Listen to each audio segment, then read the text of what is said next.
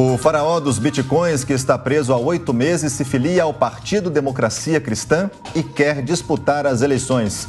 Sobre esse assunto, a gente vai ao Rio de Janeiro conversar com ele, Matheus Coelzer. Seja muito bem-vindo ao Jornal da Manhã. Um feliz Dia das Mães para a sua mamãe. Agora vamos falar desse assunto que ainda gera muita polêmica com relação ao faraó dos bitcoins. O cargo que ele pretende, ele já deixou isso muito claro para a imprensa, para a opinião pública? Seja bem-vindo.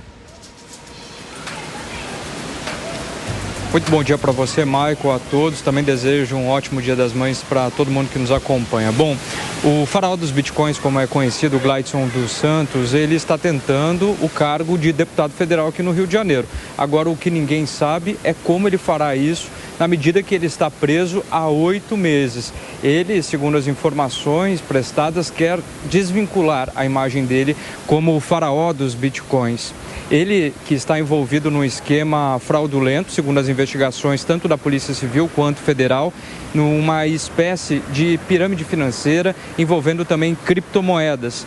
As investigações apontam um rombo de mais de R$1 bilhão com as pessoas que fizeram esses investimentos e não tiveram o retorno. Ele foi preso na Barra da Tijuca, em uma casa de luxo, e a esposa dele, que também estaria envolvida nesse caso, a Márcia, ela teria fugido do Brasil e segue sendo procurada pela Interpol.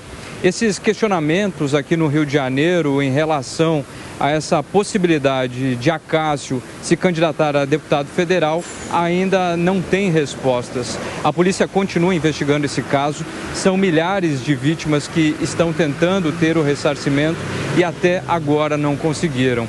A Polícia Civil e a Polícia Federal também continuam nesse trabalho incessante para tentar ressarcir essas vítimas, e a Interpol, a Polícia Internacional, na busca da Márcia, que seria uma peça-chave também por ser sócia. Agora, muitas pessoas, inclusive, fizeram protestos na Barra da Tijuca, na zona oeste do Rio de Janeiro, tentando falar que ele seria inocente, para que, de alguma forma, o retorno nesse mercado de criptomoedas, onde essas pessoas teriam feito esses investimentos, poderiam retornar a essas pessoas. Esse dinheiro, obviamente, foi congelado. Então, um rombo para essas pessoas que fizeram um investimento promissor, mas que, na medida do possível, os especialistas, inclusive de economia, falam que um dinheiro seria muito fácil, um rendimento que deveria ser duvidado no momento que foi investido. Portanto, ele tenta, mesmo preso, se candidatar a deputado federal aqui para o Rio de Janeiro. Michael.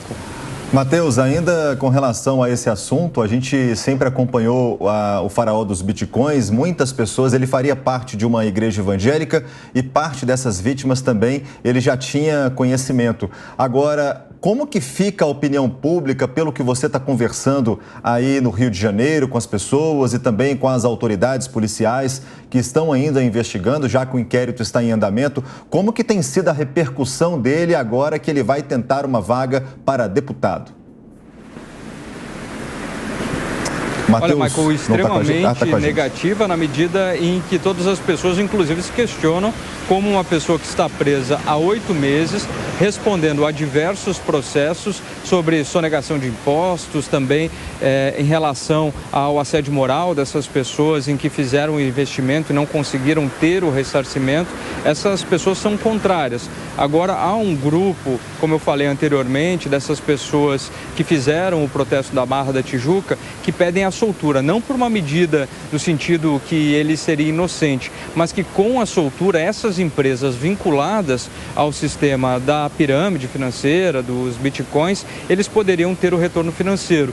Muitas dessas pessoas que tiveram o dinheiro congelado em virtude dessa operação da Polícia Federal, que ultrapassou as esferas estaduais e municipais, questionam toda essa questão.